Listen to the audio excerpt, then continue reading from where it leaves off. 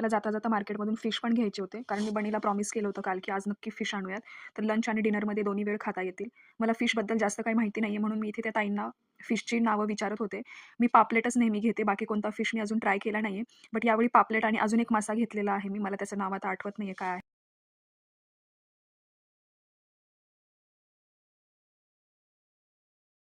Fish fry आणि plain rice बनवणार आहे मी.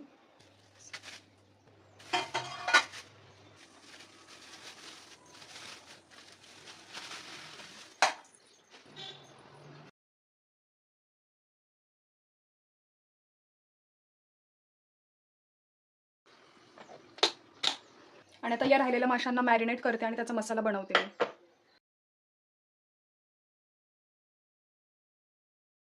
इथे मी पाणी गरम केलं आणि त्याच्यामध्ये आमसूल थोडा वेळ भिजत ठेवले, जेणेकरून त्याचा जो रस आहे तो प्रॉपर पाण्यामध्ये उतरेल.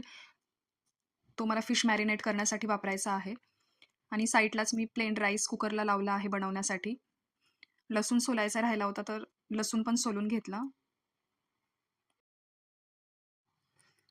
आता मी इथे आमसूलचा जो रस आहे, जो गरम पाण्यामध्ये मी आमसूल टाकलं होतं, ते पाणी मी इथे टाकते माशांमध्ये. आणि त्यानंतर मी आता याच्यामध्ये मसाले टाकणार आहे.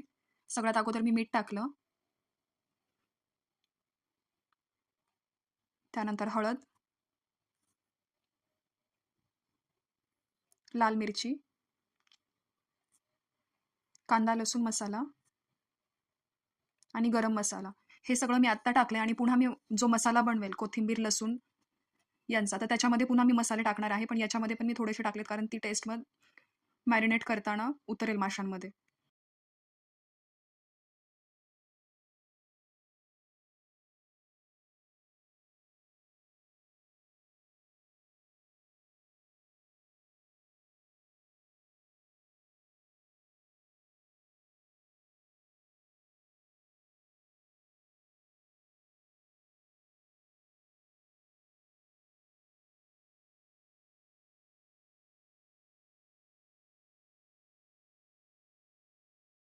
इथे मी मुद्दामून थोडासा मसाला ठेवला आहे.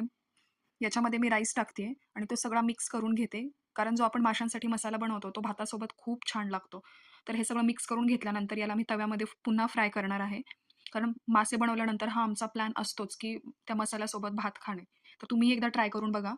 तुम्हाला हे नक्की आवडेल.